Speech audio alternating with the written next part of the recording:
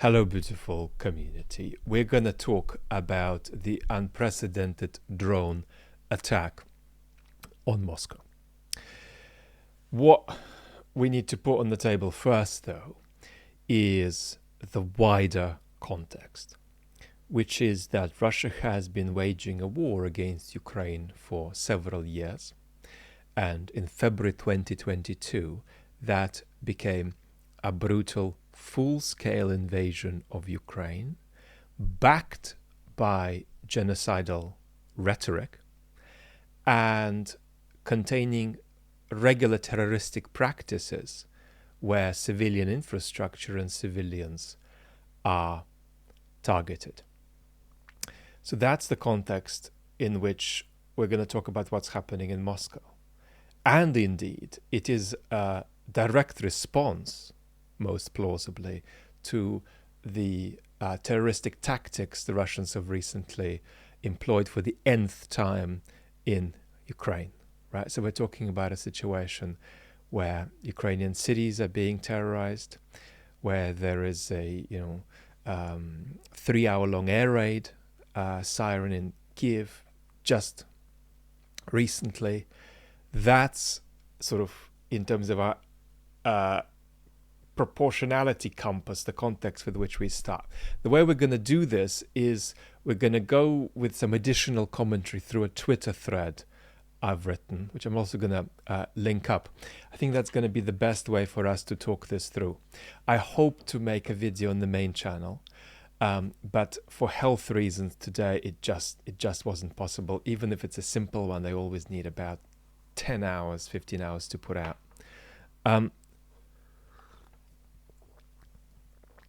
So there's an unprecedented attack on Moscow. And here's my quick Twitter commentary about it. Now, we have been saying something for a very long time that some other commentators have been saying. So this is an entirely unoriginal position on our part. But that is that the war will increasingly move onto Russian soil in 2023. The way this is going to happen is going to be deepened and broadened. Anything Ukraine can throw at Russia, it will. The limitations are going to be Ukrainian capacity, right? There are only these sort of feeble drones available to get far inside Russia, and limits the West might put on what it's comfortable for Ukraine to do. So I say that taking the war onto Russian soil is Ukraine's goal. And I think Ukraine will do this with any weaponry they can muster.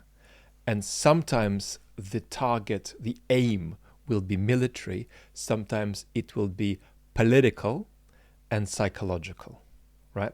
Some of Ukraine's attacks as we go forward into the months to come onto Russian territory will not distinguish between civilian and non-civilian infrastructure.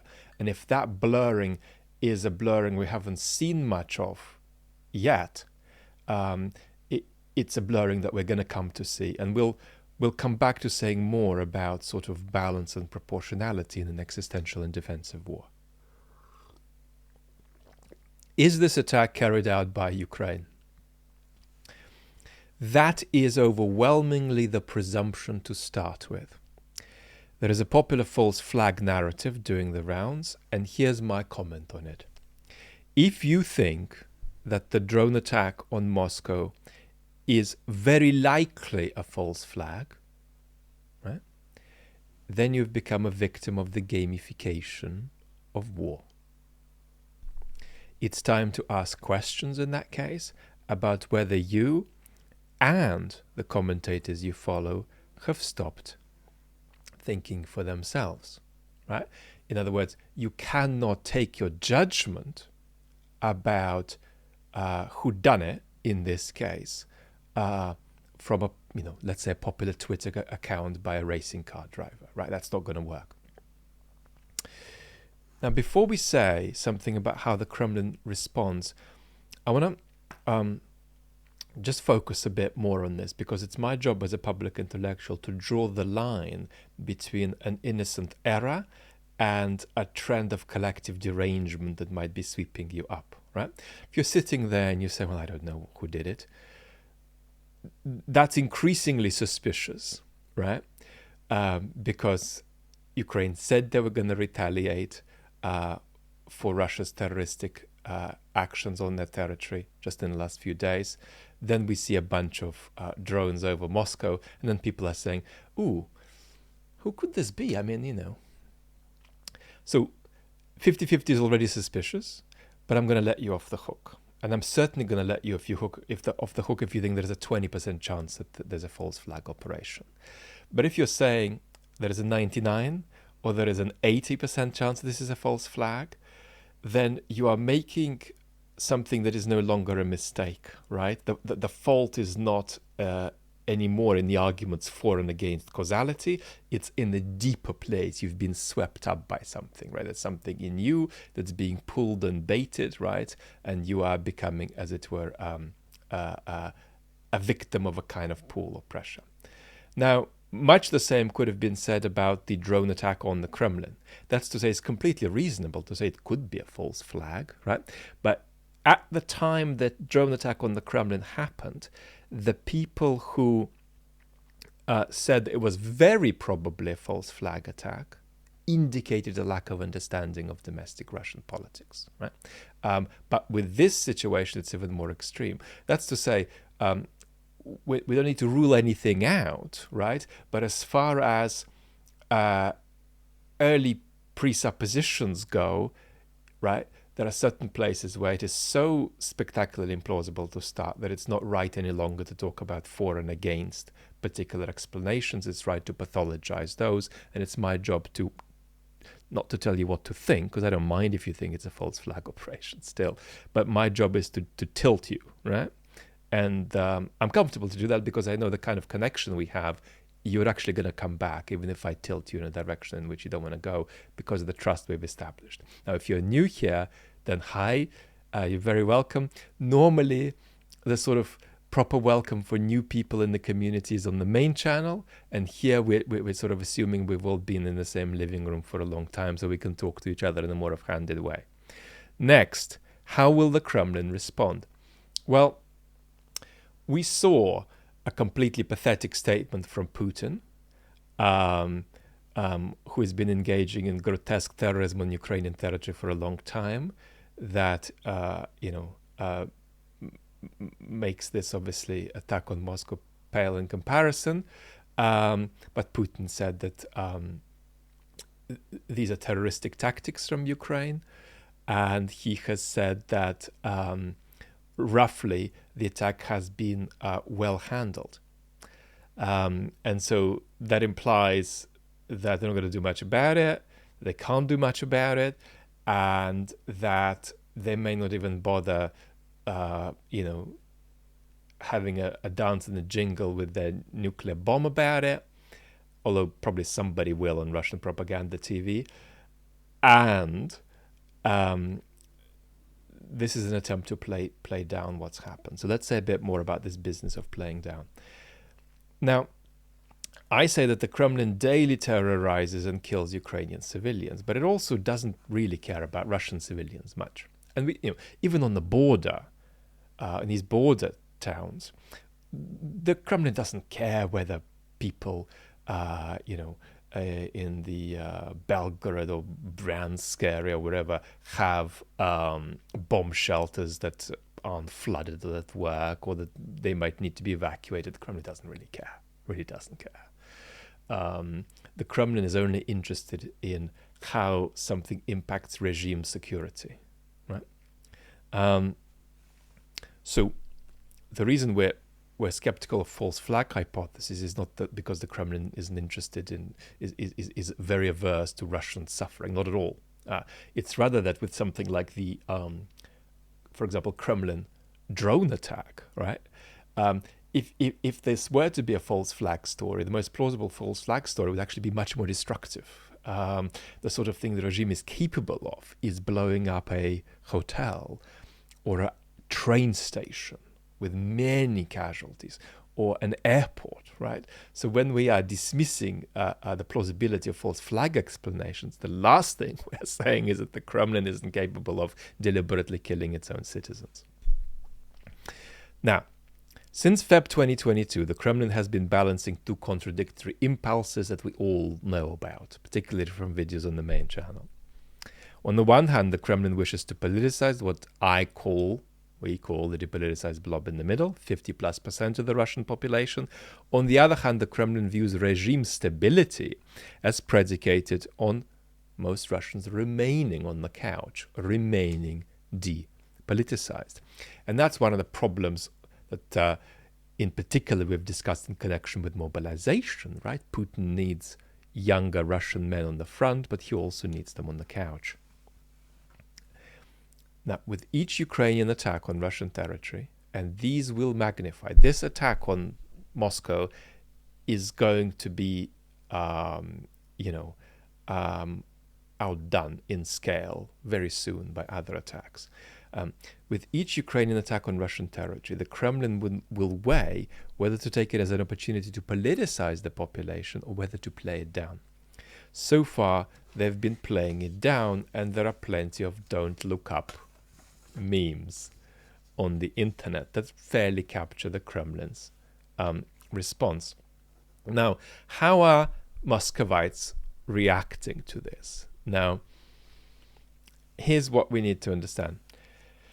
The level of depoliticization of most Russian citizens is unfathomable, and we're always likely to underestimate it. And so it's important to understand that this is a particular kind of political pathology. It's not sort of lack of information, right? So Russians cannot be woken up to the war, to the horrors of the war in Ukraine, and to the consequences of the war for Russia. Russians cannot be woken up to that by seeing a few drones. Why not? Because their problem isn't lack of information. Their problem isn't that they haven't spent enough time thinking, oh, is this really kind of what's happening? Oh, I didn't know, now I know. No, the problem is denial and evasion. Right? And in fact, it's partly because Russians know all too well what their government has done in Ukraine that there is so much denial and evasion. Because facing it would require them to recognize that their entire arrangement with politics, their entire enterprise of semi-voluntarily outsourcing politics to the Kremlin has ended in catastrophe. And it's that incapacity to face the catastrophe of the political arrangement which they hope would work out for them. Right? That is the source of this inability to wake up politically. It's not, oh, I don't know, I haven't paid attention. Big difference. So my own assessment is what we've seen today is not enough to wake depoliticized Muscovites up, especially in a situation where we're not seeing any casualties as of the recording of this video. So you will, if you could eavesdrop, I can guarantee you will hear a lot of conversations in Moscow today. How was your day? Yeah, okay. What about you? Yeah. Oh, we forgot to feed the cat. Oh, by the way, maybe the cat is having some digestive issues.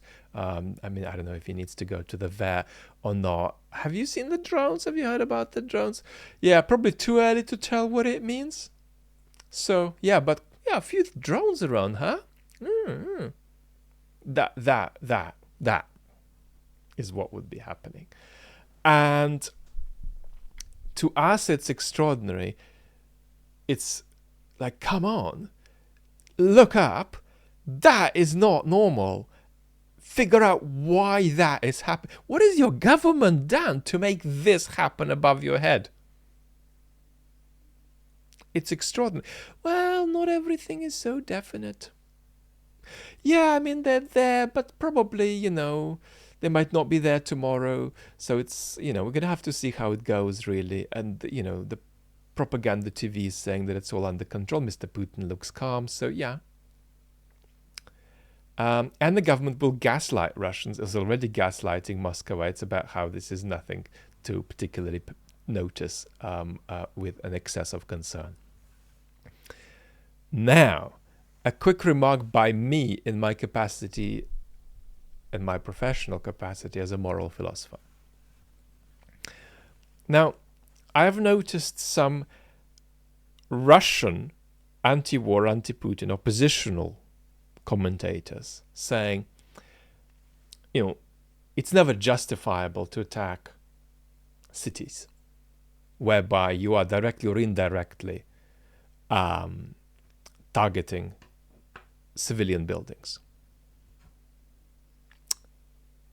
We're going to explain why that is an unhealthy thing to say. I've also seen many Western commentators talking about how floating drones over Moscow is morally justified because Ukraine is fighting against a defensive war against a ghastly invader. And as I put it on Twitter, both views, right? The Russian opposition view that it's never good to attack cities, and the Western commentator view that the drone attack is ethical. Both views are an ethical misunderstanding of war. The drone attacks on Moscow are neither good nor bad, I say. They are real.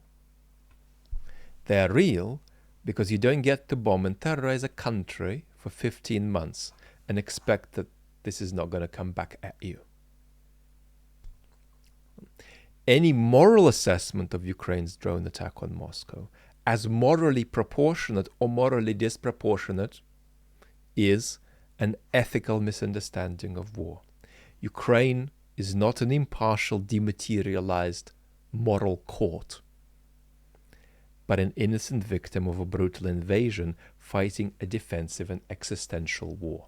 At some point on the Tiny Philosophy channel I'll say a little bit more about this. But for now, we're going to sign off, and I appreciate that I didn't manage to share a video on the main channel about this today. So what I'm going to do is, only for a short 30-minute slice, I'm going to jump onto a live later on today on this channel, on the chat channel, at 9:30 UK time, 10:30 European time. So if you feel you have burning questions or burning concerns you want to explore or frame with my help, pop along. Then it's going to be a link to this below the video. Lots of love. Thank you for being with me.